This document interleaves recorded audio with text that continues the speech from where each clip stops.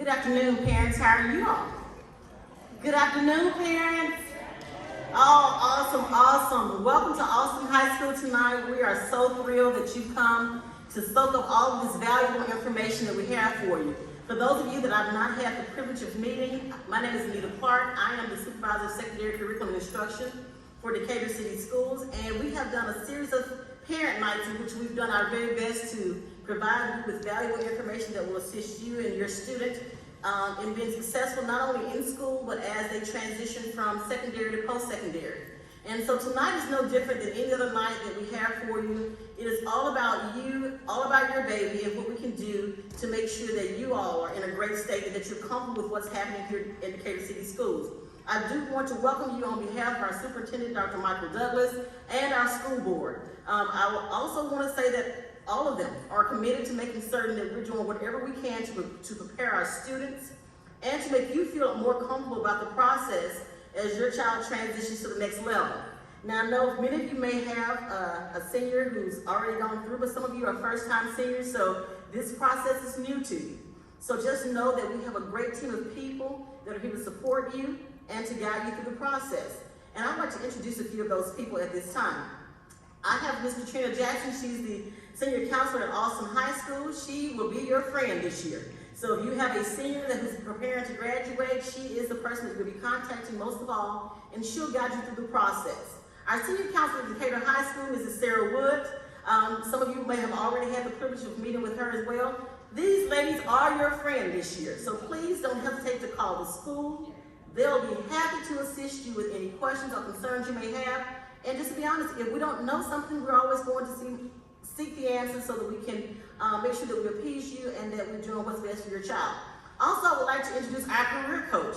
We have been fortunate that we are able to hire a career coach this year, and that's Ms. Julia Agnew, and she has already become a great asset to our district. So do look to hear things from her as well. I have a couple of other young ladies that I want to make sure that I introduce. We have Mrs. Mary Hotalin. She works in our district as an assistant principal at Excel and CAD, but she plays so many roles and wears so many hats. In particular, she supports us, and some of you all may have had the privilege of working with her already into creating a portfolio for your child or a resume, or she's had the privilege of editing or proofreading your child's essays for various scholarships and so forth. So she's going to talk to you all a little bit more tonight as well. And we have our, I don't know what I would say Ms. Angie Cushman's title is because she does it all. She definitely supports us with career and counseling, but she's also makes certain that the students that are at CAD are scheduled for their courses and that they are given the proper guidance as they move through their pathways for post-secondary if they're considering going to a 2-year technical institution or even a 4-year institution. She kind of guides them through that process and makes sure that our students are prepared.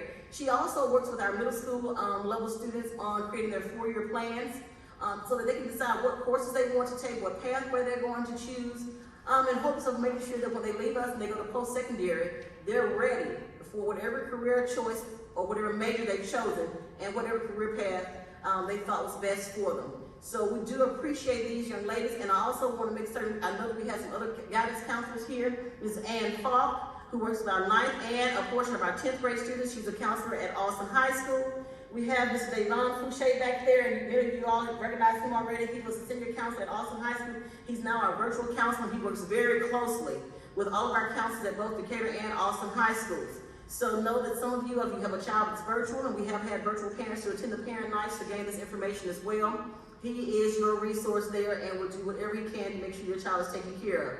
We also want to recognize our administrators that are here tonight. As always, they are so supportive and here to do whatever they can for your children, and their presence tonight shows you just how committed they are. They've had a long day. We have Mr. Damon Garth, who's the principal at Austin High School. Thank you, Mr. Garth, for allowing us to utilize your facility.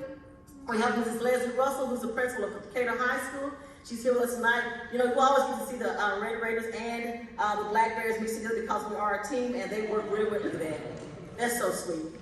We have our assistant principals from Austin High School, Mrs. Rachel Bailey and Mrs. Emily Harris, here supporting us tonight as well. And our assistant principals from Decatur High School, Mrs. Michelle Mitchell and Dr. Fred Abernathy.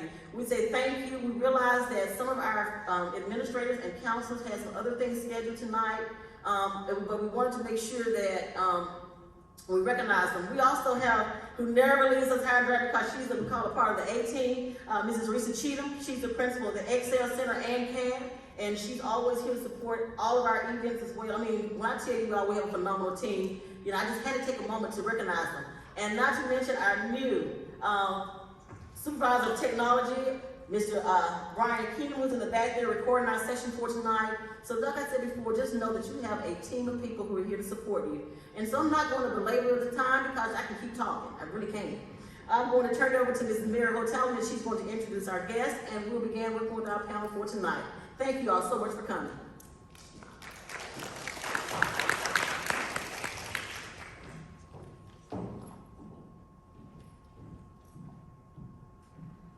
Thank you so much for coming this evening. Just you all being here tonight is the first step for your student success when they're applying for colleges, if they're seeking scholarships, and we're going to touch base on that a little bit later. But first, I would like to introduce two people on our panel that are here to answer your questions tonight. Also, when I was walking around before, I was collecting some of the questions that you all had coming into tonight's meeting, and we're going to make sure to address all those questions this evening. Our first panel member is Keisha Fernandez. He is the Financial Education Coordinator at Redstone Federal Credit Union. Come on up. And our second panel member this evening is Pamela Woodruff with Calhoun Community College.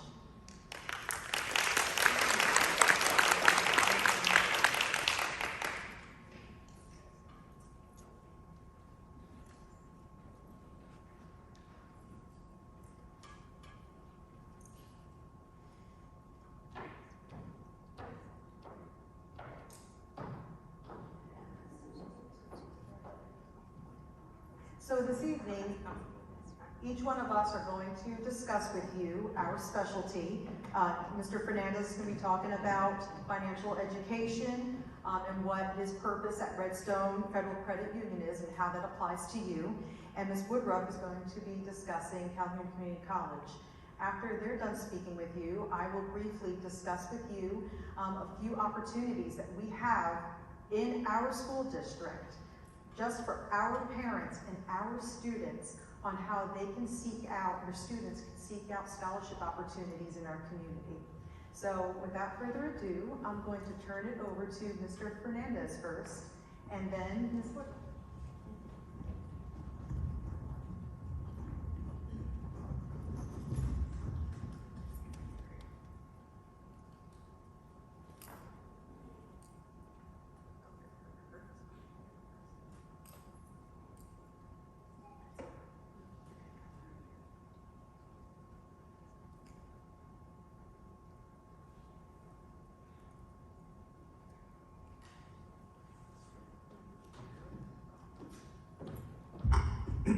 Oh, thank you. Thank you guys so much for having us. Yes, again, my name is Keisha Fernandez from Redstone Federal Credit Union. As a financial education coordinator, what does that mean? That pretty much means I get the cool job of going to different schools and organizations. Let me take this off real quick. And talking about financial wellness and education and literacy and kind of what that means to us, right? So, you know, a lot of times, some of the topics that we talk about kind of is financial aid, college financing.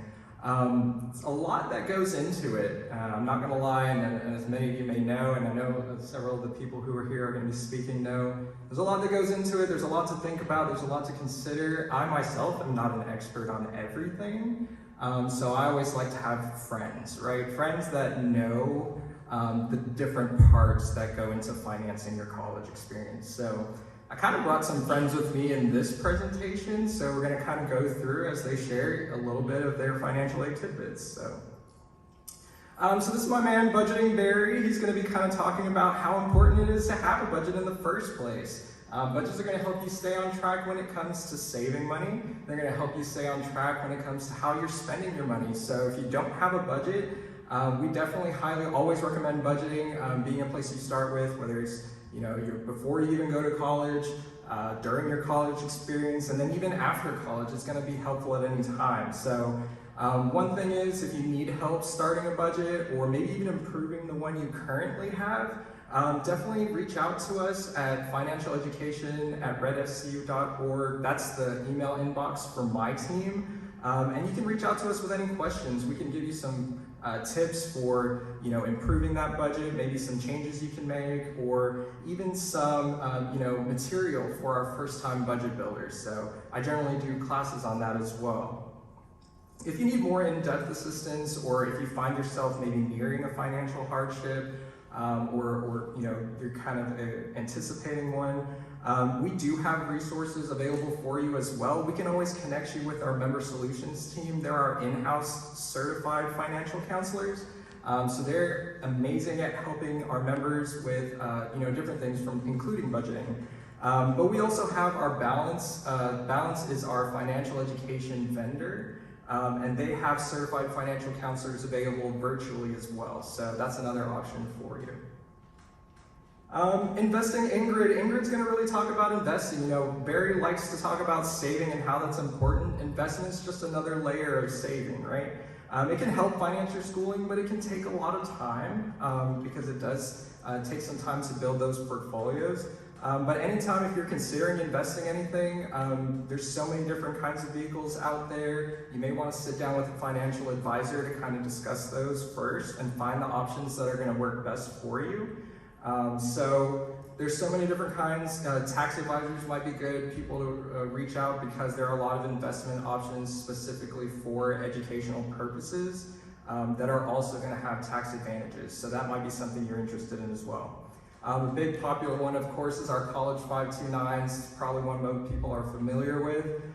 If you're curious about one, I know our investments department can actually help with those. I believe our investments department at Redstone can actually also help with the Coverdale ESA, or educational savings accounts. So if you're curious, or you want to sit down with someone from there and kind of talk about it, we can refer you to them. Or you can, I have pamphlets at our table outside, and you can grab a pamphlet and give them a call, because it has their number on there as well. If you know for sure a 529 is the way you want to go, even if you maybe have a younger student that you're trying to save and invest for, you can go straight to the College Counts 529 website. That's Alabama's fund, or 529 fund. So that way you can do some research there as far as seeing, videos, different kinds of options that they may offer, and you can even start your account straight from there. So just some extra info there as well. My man Lending Lucas is going to tell you that even if you don't save enough money for college, loans are always another way to go. But he kind of works more on the private side of loans. Private education student loans are totally available for you. Redstone actually offers private ed student loans. Now, what is that exactly? Private ed student loans, it's basically a fancy way to write up a loan to, for educational purposes. So at Redstone, I know we can actually do that with our personal loans, signature loans, even our vehicle loans. There are some loans that you aren't able to write up as a private ed loan. For example, loans maybe backed by a house. So your HELOCs and mortgages would be a no-go. There's also additional paperwork that involves a 3-day right of rescission. So it's basically an extra stipulation that gives you time to, even when that loan is approved, we wouldn't be able to fund it right away. So you have 3 days to kind of figure out, is this the right loan for me? Search some other rates and whatnot, because that's your right as a consumer. So all that's kind of involved with the private ed student loan. But we do have them available at Redstone. You can see one of our MSRs, or member service reps, at one of our branches, and they should be able to help you explore the different options there as well.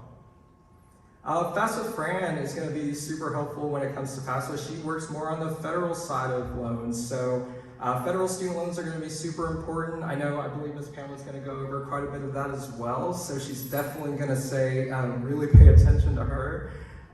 Rates are going to be fairly comparable to private loans, sometimes even better, and then you may qualify for grants, of course, that you don't have to pay back. So Ms. Pamela, I'm sure, will also go over the studentaid.gov website, so that's going to be an important one for all the information. But seek out your experts, at colleges or at different high schools, any resource that you have, and I know you have a wealth of them here with you tonight, so that's a good one too. Scholarships guy, honestly, is going to be my best friend. He's going to be one who talks a little bit longer. He's going to be emphasizing how important it is to look for those scholarships. So it's never too early, it's never too late to find a scholarship, right? If you didn't already know, Redstone actually has a scholarship program. I know some of you guys are able to grab a pamphlet before you came in. We still have some more take ones at our table in the back as well. But it basically consists of creating a profile, filling out that application online, filling out an essay. It's fully essay based. We don't look at GPA or anything like that. There are a few short answer questions, and then that's basically the gist of the application. As far as being eligible, you do have to be a member, meaning the student applying for that scholarship has to be a member with Redstone. But that's just basically $5 in a primary savings account, and that establishes your membership with us. You also have to be pursuing an undergraduate degree, so associate's degree, bachelor's degree. We don't unfortunately fund for certificates or anything else like that.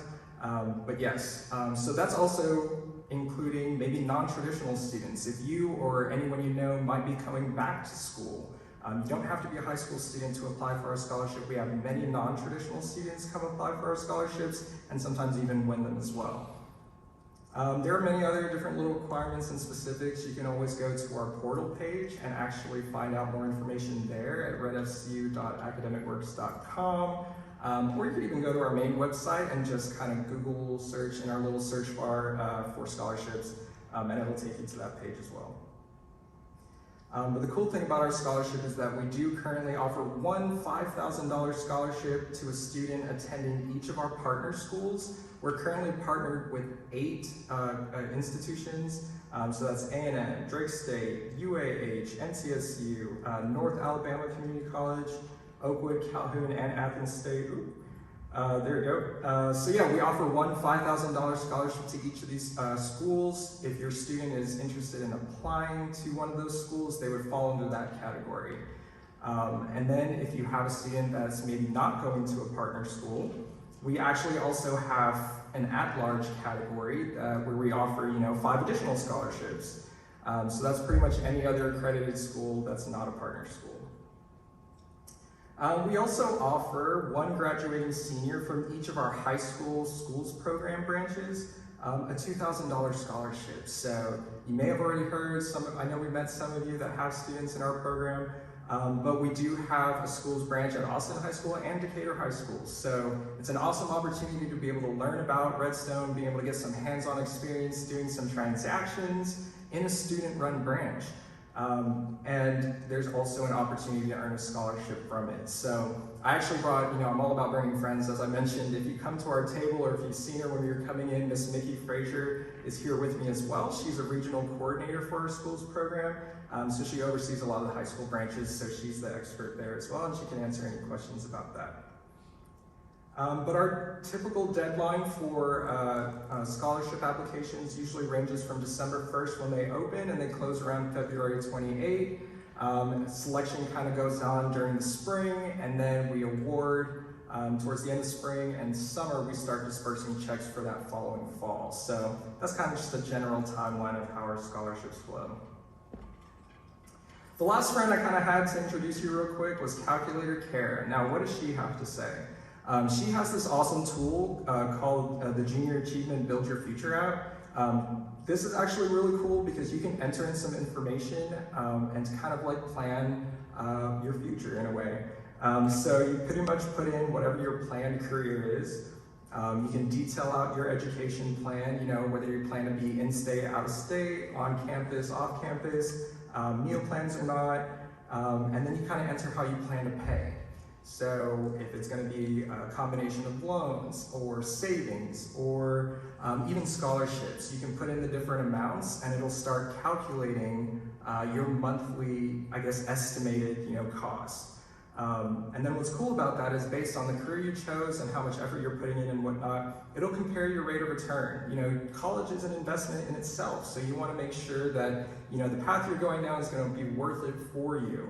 And what's cool about this is, like, if you're anything like me, when I was in high school and I did not know what I wanted to do, you can explore different scenarios before you even start one. So it's an awesome tool to be able to see the different kinds of areas you might want to check out, see how much it may cost, and how you may need to change up your plan. You know, maybe you need to get another part-time job really quick, save some more money. Maybe we need to work a little harder on researching scholarships to try to increase that there. Or maybe we need to consider a different career altogether, right? So lots of different options. This is an awesome tool that I wish I had when I was in high school. But pretty much, I think that's all I have there. So a lot of awesome different resources. If you have questions, I know we'll be doing the panel and whatnot, so you can ask your questions there, email us your questions, come see us at our table in the back for some good information and some goodies. And then, you know, just seek us out for help. Because like I said, I myself might not have all the answers, but, you know, I can connect you to a friend that does. So thank you for being here, and thank you for your time.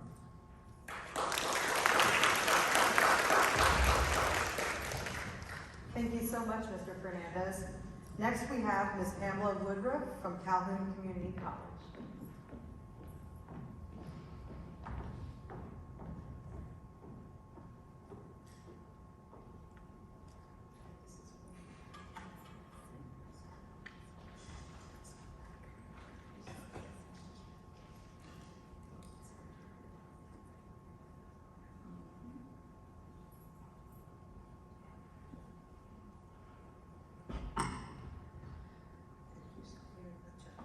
Good evening. It is good to be home. I graduated from Decatur High School, but then my children attended Austin High School and I became a black bear and have been accused of being a traitor, but it's not so. Nevertheless, I am a supporter because Decatur is home, although I live in Madison now, and Decatur City Schools is near and dear to my heart.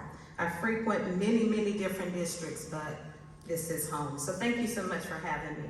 I am Pam Woodruff with Calhoun Community College. Part of the year, I am working with all academic or institutional scholarships. And the other half of the year, I'm out in all of the schools assisting with the FAFSA application. So if you have questions, let me know.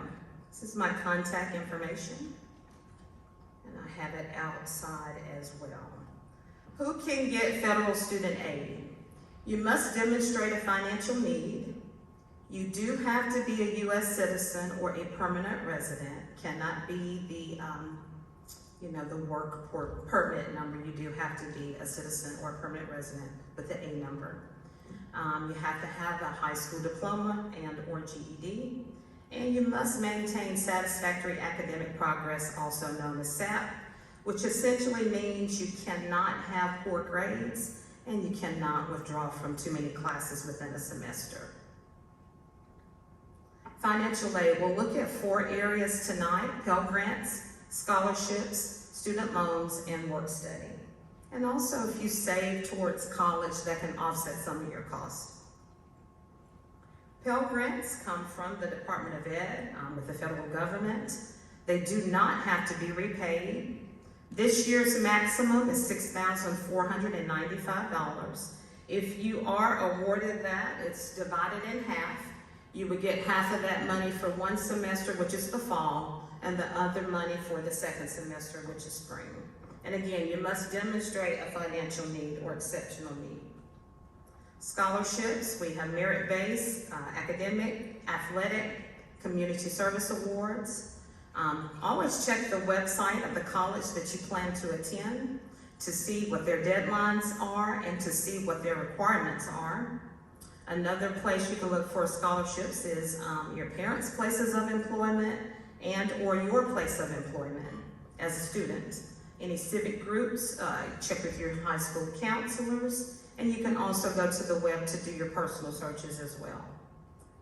If you are going to apply for scholarships, you must do the FAFSA application as a prerequisite.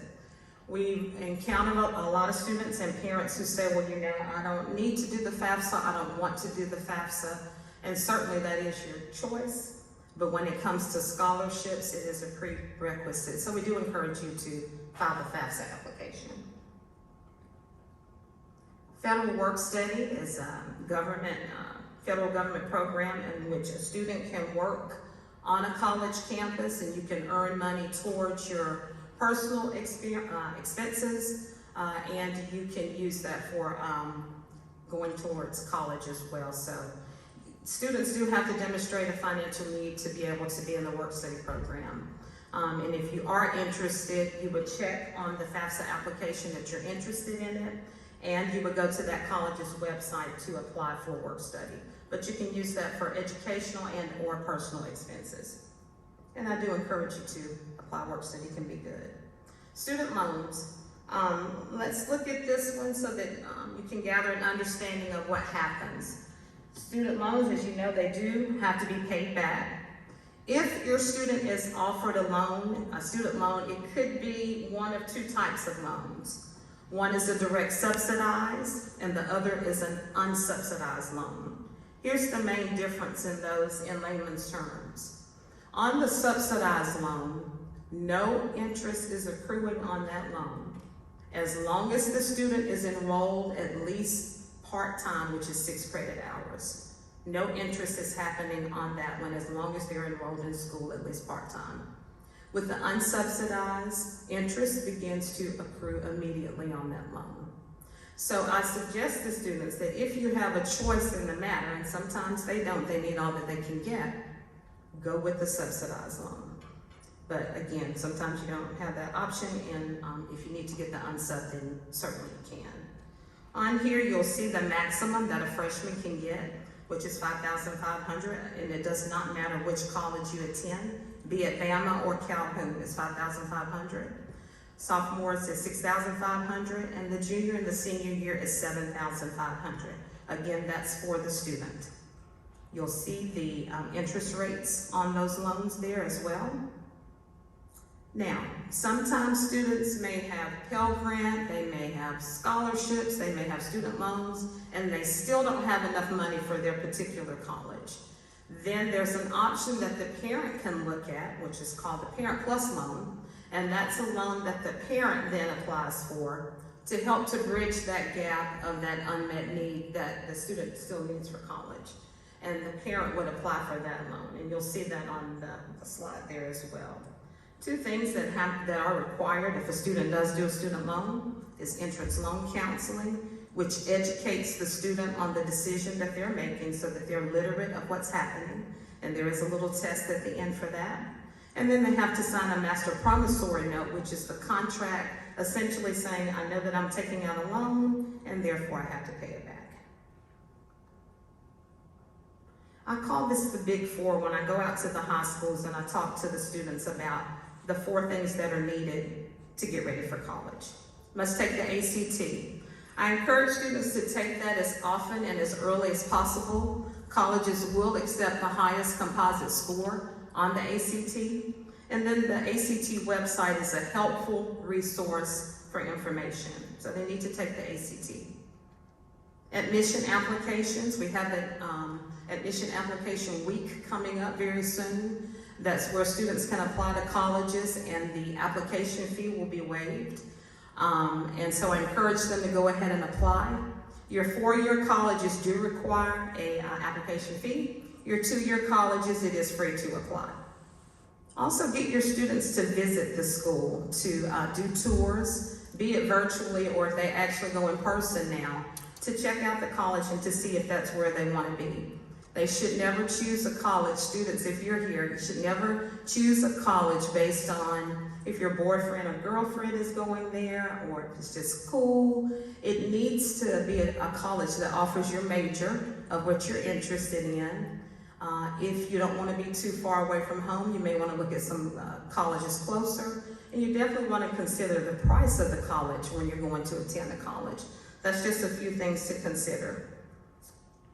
Okay, and then colleges will require the high school transcript as well. This is just a snippet of a few scholarship searches that you can consider. Again, your college of interest, you want to check there first. with your places of employment, your parents' places of employment, personal searches, civic groups, churches, organizations. Never sleep on that, because you never know how much you can accumulate in scholarships, and please do apply. And parents, here's a little side note, don't do all the work for your students. Please have them commit to the journey and be a part of that journey. You can assist them, I assisted mine too, but make sure that they're in there applying. You know, they can do maybe 2 or 3 a week, that they can be committed to the process as well. And then they can hopefully see the results of their work. Okay, FAFSA, it's an acronym that stands for Free Application for Federal Student Aid. The operative word there is that it's free. There are websites out there that will charge you. This one is through the Department of Ed, and it is free. So there is no charge. This is the website you'll want to go to, which is fafsa.gov. This is the application that you submit anytime after October 1st, and we're gearing up to get students and parents ready for that, to see what type of financial aid your student may qualify for. And again, it's a prerequisite for scholarships. All right, so when we're looking at what's coming up, I can't believe this is about to be the 22-23 FAFSA application. We'll need all 2020 income documents. I know it seems weird because we're looking at the 22-23 FAFSA and we need 20 documents, but that is correct, it's not a typo. We need the 2020 documents for the students and the parents. That could be your federal tax forms, your W-2s, if your income is disability, Social Security, unemployment, child support, your household income is what's going to be needed for 2020. Again, it's free. The earlier the better. There is more opportunity for more money the earlier that you do apply for the FAFSA. And I just put in there as a side note, military families, make sure you check with your military personnel to see what benefits you may have there as well. At Calhoun, we have representatives at the Decatur and the Huntsville office to assist you with that. I'm not a guru on that, but please do check into that, because a lot of our students with military benefits don't have to pay for anything. All of their college is covered.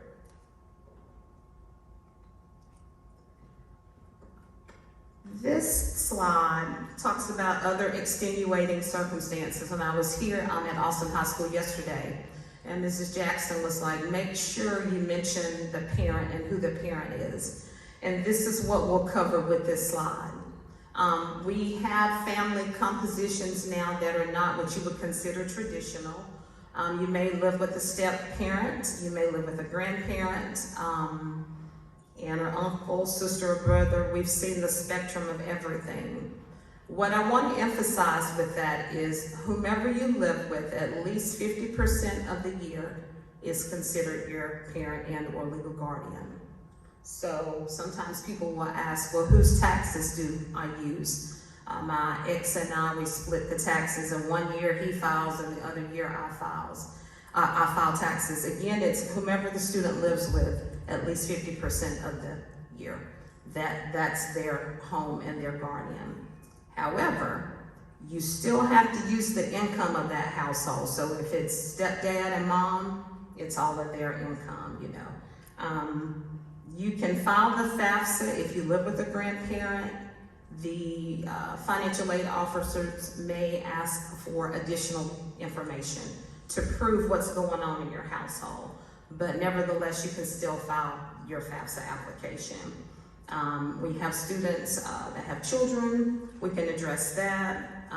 If you have children and you're under the age of 24, 24 is the magic age that says you're independent, and then you don't have to use your parents' information. If you're under the age of 24 and you have children and you're living with your parent, you're not considered independent necessarily, because you're living with that parent and that parent is covering your expenses. But if you're under the age of 24 and you're living out on your own, then you are independent. So they may ask for documentation to prove that. If you're homeless or the state, you have to have documentation. I have come across, in the 13 years I've done this, 3 or 4 high schoolers that were married, then they just use their income. They're considered husband and a wife at that point. And they use their income. If you're under a legal guardianship, you'll need to provide that documentation, as well as custody and adoption. So the bottom line is you can still do your FAFSA, although you may have extenuating circumstances, and you may need to provide additional documentation.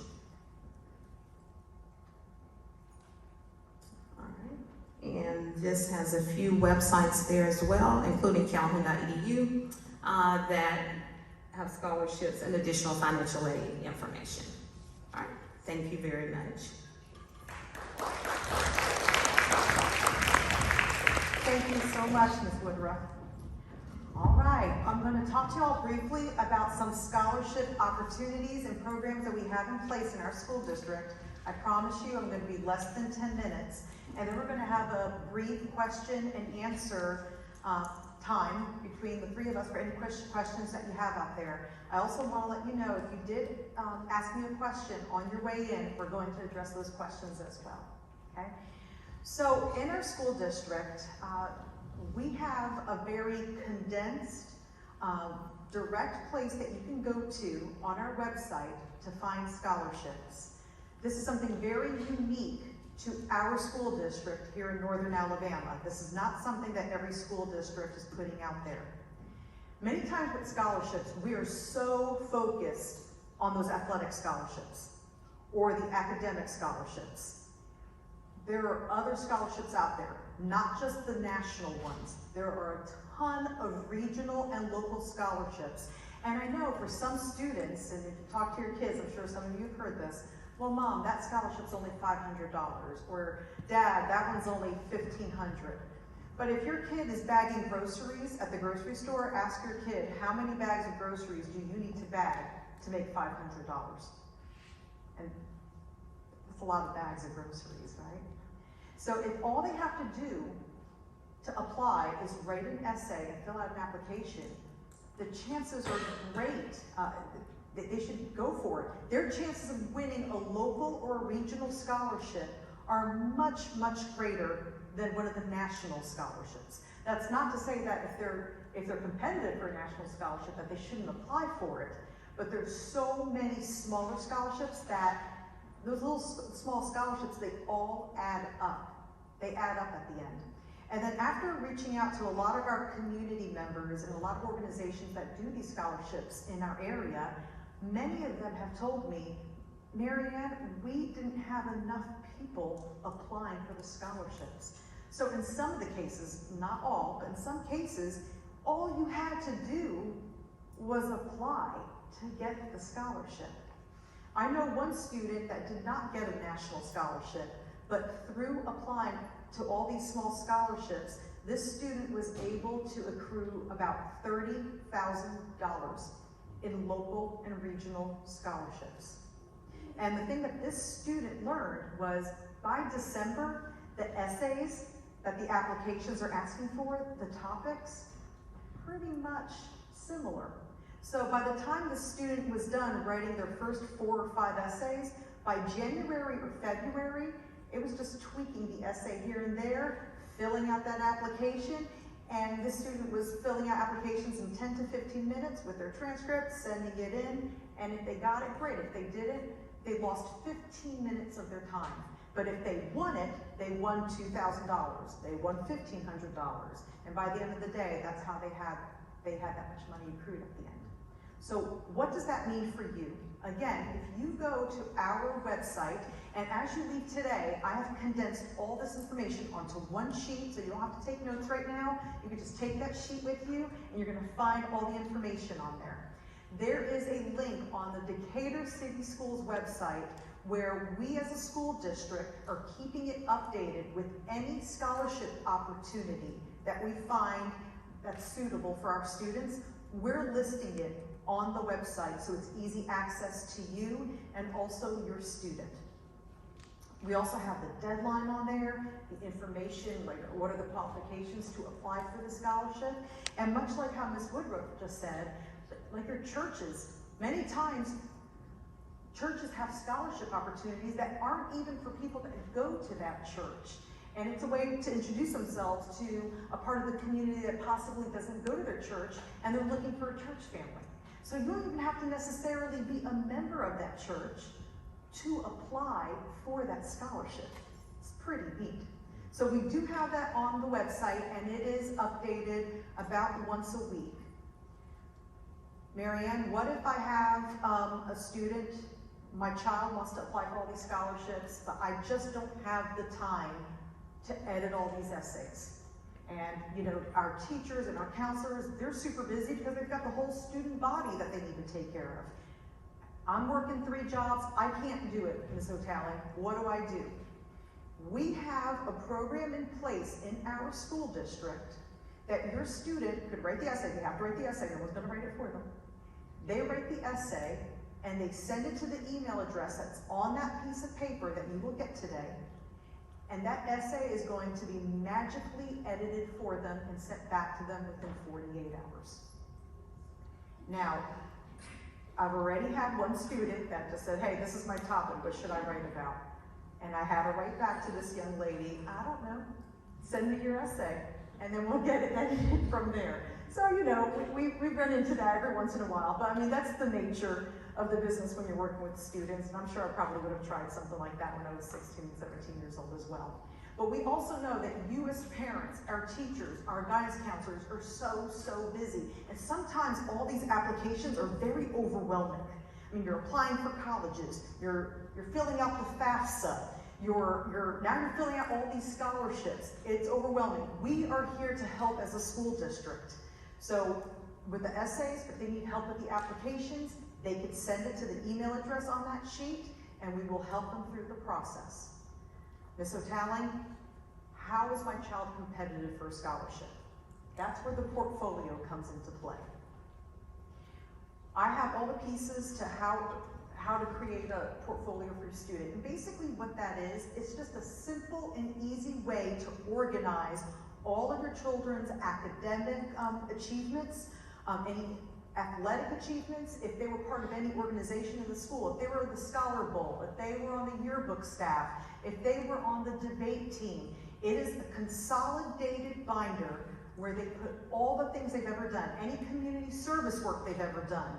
You put it in that binder by grade. Because when you're applying for those scholarships, you're going to forget something if you don't have it all there already with you. Well, Ms. O'Talley, how do I put one of these portfolios together? We have people on our staff that will sit with your student. They will go to your high school, Austin High School or Decatur High School. They will sit with your student, as long as your student comes with something in the form of a resume. It doesn't have to be all that great, but just a list of things that they have done. If they're already a senior, it's not too late. You can still put it together. But the younger we can get to them with the portfolio, the better. And we organize everything they have done each year. For example, we were putting together a portfolio for a sophomore last week. And as we were sitting with her, she said, wow, my freshman year, I didn't do any community service.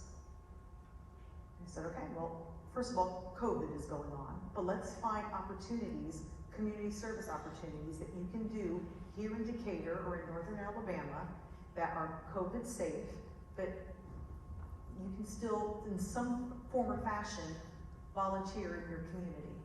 Because she wanted to be as well-rounded as possible for when scholarship season comes her way, her senior year. So the 2 takeaways from what I just said is, if your child wants to apply for scholarships, we have an all-encompassing list on our website. And number 2, if they need help putting together the portfolio, which is also very helpful when they're applying for colleges, because you just forget in that moment, you're just so overwhelmed. And then you send in that scholarship, you send in that college, and then you're at dinner one day and you ask your kid, hey, did you mention when you were the DECA champion last year? Oh, Mom, I forgot to write that down. But if it's all in the portfolio, and it's in an easy access spot in your house where, as you think of something, you write it in the portfolio. It doesn't have to be neat, it just all has to be in there, and there's a certain way to organize it, and we have all that here. You don't even have to create it. We already have the templates here for you that you could take away tonight, okay? With that said, we're gonna take some questions and answers. If anyone has any questions, I'm gonna go into the audience, I'm gonna give you the microphone, and you can ask away any question that you have for Mr. Fernandez, Ms. Woodruff, or myself.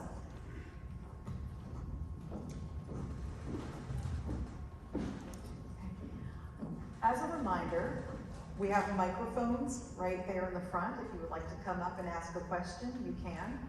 But while we're working through our nerves of walking up, or if you want me to come over to you, you can raise your hand, you can do that as well. I do have a couple of questions here that some of you asked me along the way. One of the questions that a parent asked me was, when will I start repaying my loans? Who would like to take that question? Let me make sure this is on. Can you hear me? Yeah? Okay. Repayment on student loans happens either when you graduate from college or if you quit college.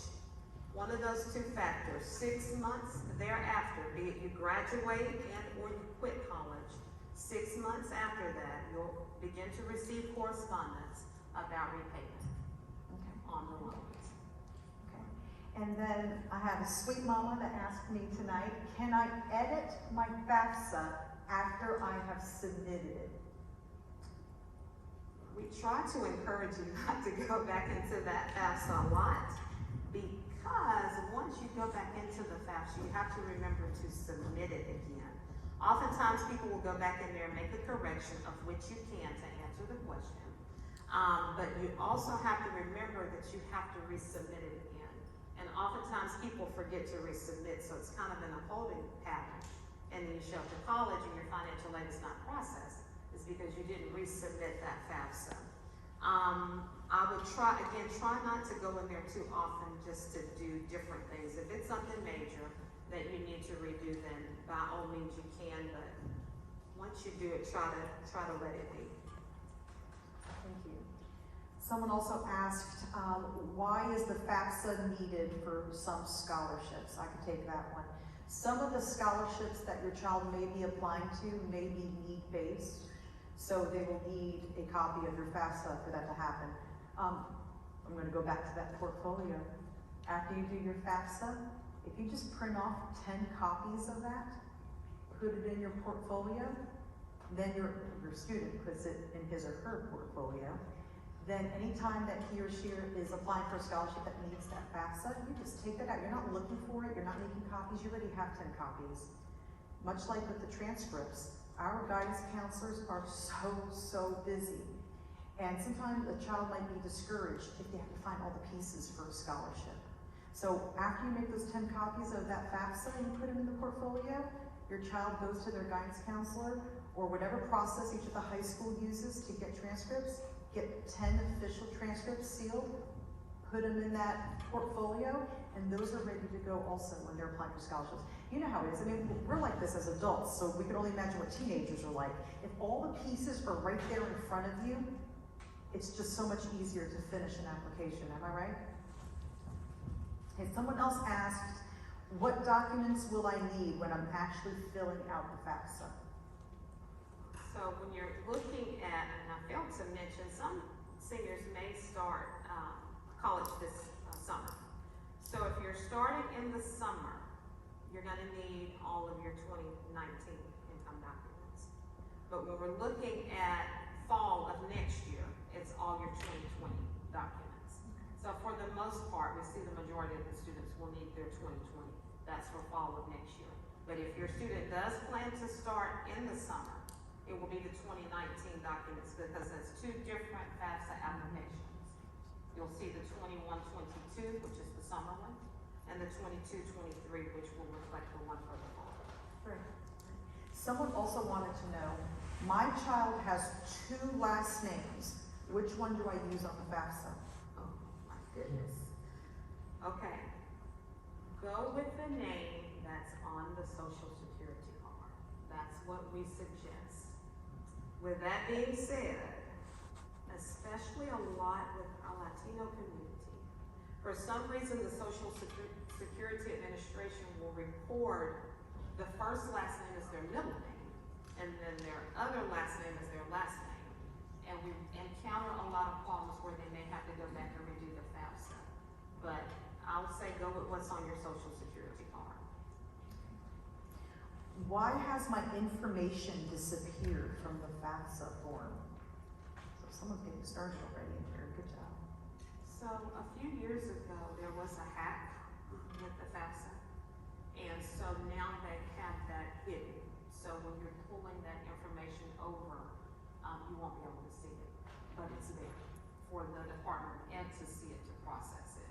So that's why now we can't see numbers when we're putting it, or we're using the data retrieval tool to pull that information from the IRS. You won't see it, but it is there in the calculation. That was due to a hack many years ago. Great. And when do I find out how much money I'm awarded? Okay, so most colleges, because Mrs. Jackson and I were talking about this yesterday, you file your FAFSA in October, and you're anxious to see, how much money you will receive.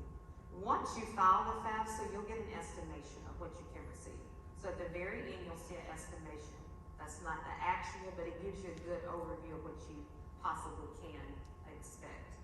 Colleges do not begin processing for the fall. Like if you do your FAFSA application next month, they're not going to start processing that until probably February or March of next year. So at that time, whatever college you decide, you can begin to check your student portal or your emails to see what your package offer may be.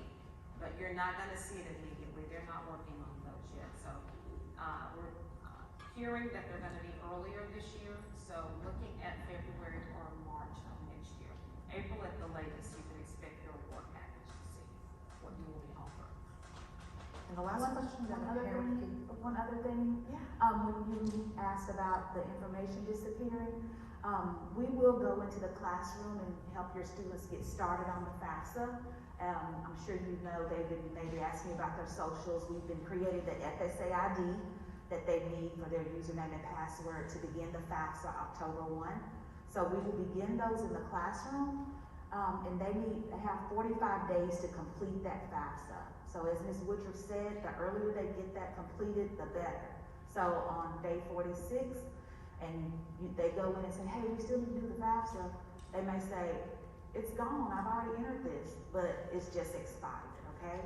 So once we start that, which probably Ms. Wood and I, in October, probably around after fall break, and they come home and say, hey, I need to get this completed, please try to get that submitted. And the last question that a parent out there had for me beforehand was, what's a stackable scholarship? I think both Ms. Woodruff and I can talk a little bit about that. Many colleges, if you get a certain CT score, if you have a certain GPA, you get a certain package for the scholarship. Great. But with a lot of these local and regional scholarships, it's extra money on top of that. Some scholarships, if you get this scholarship, then you can't use this scholarship at a university. But a lot of these local regional scholarships from churches and organizations, your Lions Club, Prudential, FedEx, they all have these scholarships. Those are stackable on top of whatever the university is giving you as a scholarship package. So Mrs. Hotalent, what happens if my kid wins more scholarship money than actual tuition? That actually happens. Certain schools will cut your child a check. Will cut you a check. So hypothetically speaking, if your child won so much scholarship money, because first the first scholarship that will be applied towards their account is the one that the school is giving them. And let's just say they get a scholarship from the Lions Club, just for the sake of this conversation. And now they have more money than their tuition. Many schools, not all, but many schools will then cut them a check. That's a conversation you have with your child. Hypothetically speaking, if that was the case with my child, I would be asking him to put that check in a savings account. So after he graduates with his undergrad, he can apply that money to grad school or law school or whatever he or she wants to do after college. So, ladies and gents, your kids will never make money as easily as their senior year of high school. And that's what I told my son. You will never make $500 this easy ever again. and all it took was an essay and an application. Well, what are the odds of my kid winning it? Well, I remember a few guys, counselors, not from here, from other states telling me, your kids usually win 10 to 15% of the scholarships they apply to. So just because they apply to 2 or 3, don't count on them winning those scholarships. I'm not saying that at all. But you can't win if you don't apply. And the more scholarships you apply to, the more possibility of more money for their tuition. Are there any other questions in the audience? Please come up. Do you want me to come to you, or do you want to come up? I can come to you. I can talk to you now. Okay, go So for it. if the school doesn't cut your child check, if that's the school that they go to, does that scholarship go back into like their next year, or does it just get returned to the? It can, depending on the school. It all depends on how you play it. Some of the scholarship will go back to whoever awarded the scholarship. In no case does the school actually keep the money. I just didn't know if it would be able to be used like the next year, if like. Some can, and I guess in the rules and regulations of that particular scholarship, they would apply that. Like, there's this one scholarship that I know a student won that was $10,000. Since his freshman year was already all paid for, the scholarship that he won, the organization that gave him that scholarship decided to give him $2,500 each year. Okay, thank you. I was gonna say, can I add to that too really quickly? Again, I love that you're pushing for like the local and regional scholarships. Every time you said that, I was like, yes, because that's us, that's Redstone, right? That's what we offer as far as our scholarship program. And I know as far as our scholarship is concerned, we send everything in the student's name directly to the school that they applied for if they were selected.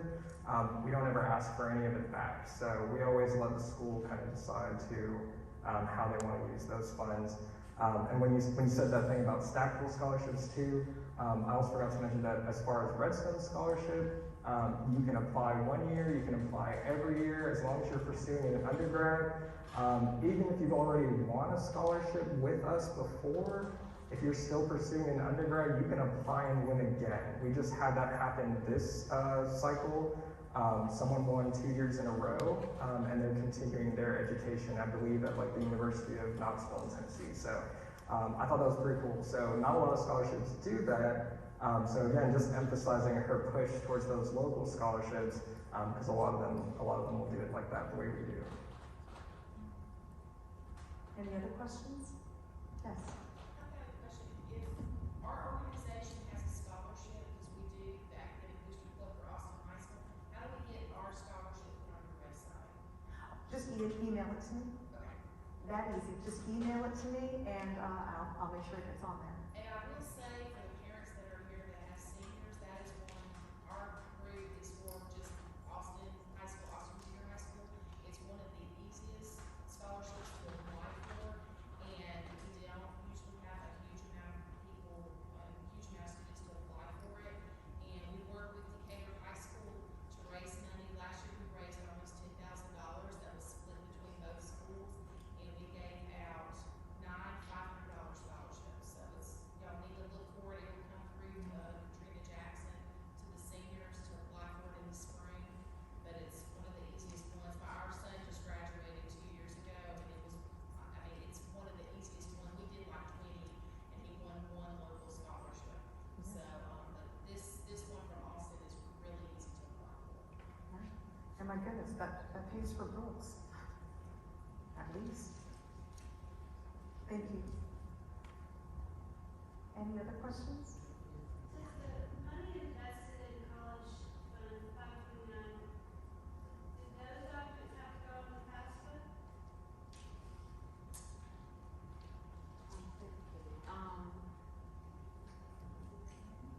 Like college savings? And does that affect how much you're awarded? I am not for certain. I have not seen that a lot over the years. I would think if it's in the student's name, as Ms. Jackson was mentioning, that may be a part of their income that they would have to put on there. But I haven't seen that a lot in my background. Now, can ask someone in the financial aid office who, handles that more so. We don't see a lot of the saving of the 529C savings plans and how those are allocated. So I'm not for certain on that. I haven't seen where I've put one in the 13 years I've been doing it on a FAFSA. Doesn't mean, students who have them don't. That typically our business office handles that. At Calhoun, I'll say, the business office handles all savings plans and allocate those fundings. But I haven't seen where I've put one or seen a student put one on a FAFSA. No. Doesn't mean they don't, have to, but the business office handles that at Calhoun. I'll check back with you, see what they say about that, but that's how it's handled there. Yes. Dates and views. So I've already filed the FAFSA. I filed it back on September the 1st. And it asks for the 2019 income. That is correct. I will refile it in October. How does that work to get that updated? Because we're looking at all of the So you're a student, a senior? Yes. Are they gonna attend, college in the summer? That's what that FAFSA you file is for, summer. So then after October 1st, the portal opens up for the 22-23, which is for high school seniors starting college in the fall.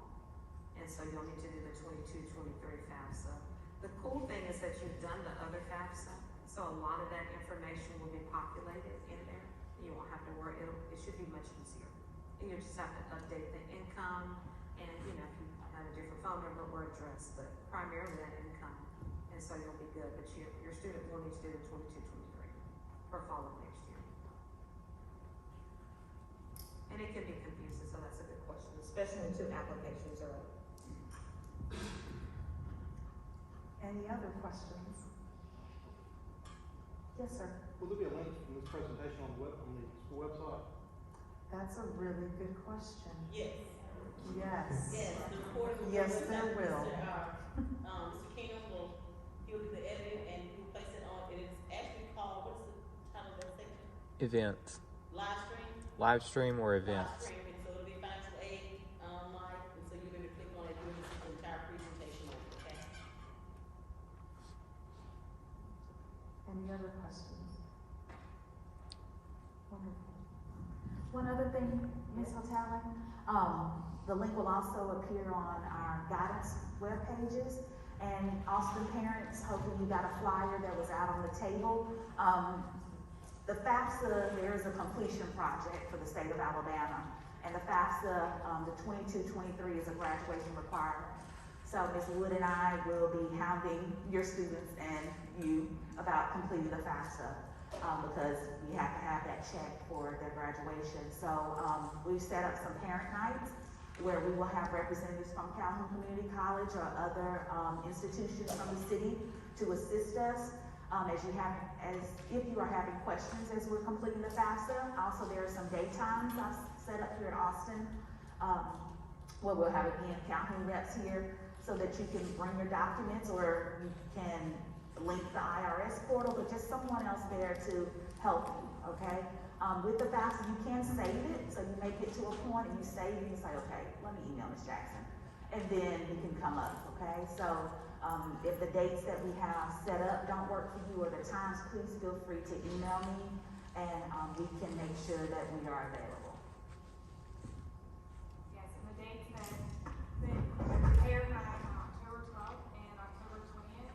I put a little flyer on the table. If you didn't get one, grab it. It has my email address on it. You can call or you can email, make an appointment. If those dates don't work for you, I'm flexible. We can work around it. Y'all have any other questions?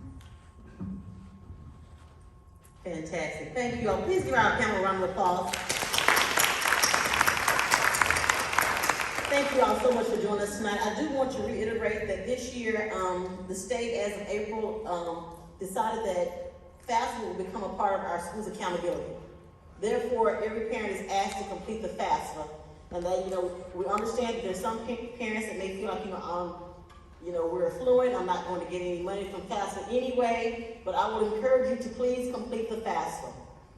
One reason I would encourage you to do so, even if you think your child is not going to be awarded anything, I can attest I have a student who's in college, and she earned a merit-based scholarship at her school. In the fine print that you read for the scholarship is one of the stipulations, along with her maintaining the GPA and all the other things they have, one of the stipulations that she has for earning that scholarship every year, for meeting the criteria to keep that scholarship every year, I should say, is that she has to complete the FAFSA. Now, she's not going to be awarded anything every year, but we must complete the FAFSA in order, and that's one of the criteria for her maintaining that scholarship each year. So please make sure that you complete the FAFSA. Our counselors have given you, they've given you flyers, and they put flyers out so that you know when we'll be able to support you. We can support you at any time, but just let us know what we need to do to assist you and your families. Each year, we hear all the time that there's so much money left on the table. I think this past year was about $66 million was left on the table of unclaimed free money for students to go to school. And so we want to encourage you to do that. And we also say that students that complete the FAFSA, the statistics show that 92% of students that complete the FAFSA attend college. They go to college. So we encourage you to do so. If you have questions and you don't think I don't know whether my child's going to be able to go, I don't know if we can afford it, please talk to your guidance counselors. Give us the opportunity to support you and to help you through this process. You are not alone. We thank you all for coming out tonight. If you have questions for any of our panelists after this session has closed, please hang around, ask those questions, pick up flyers, and if there's anything else that we can do to support you, know that Decatur City Schools is here for you. I do want to recognize Mr. Doug Bacchus, one of our board members. He's here with us. Thank you for coming out tonight to support us. But if you have any questions, anything else that you may need, please know that we're here for you. Thank you again to all of you all that supported us for this night, all of you all that organized this night, and we look forward to the next night. And I will say that the next event that we'll have will be next month. We will have an NCAA clearinghouse night. It will be virtual, so we'll be distributing the link sometime next month. For anyone who has an athlete, doesn't matter which grade level, 9th through 12th grade, we encourage parents to join because we do want to make sure the students are set up and ready when they decide, hey, I want to play Division I, Division II ball, you name it. We want to make sure that your child is ready and has met all the eligibility requirements to play ball if and when they graduate. So again, thank you all for coming out. We appreciate you all and have a good evening.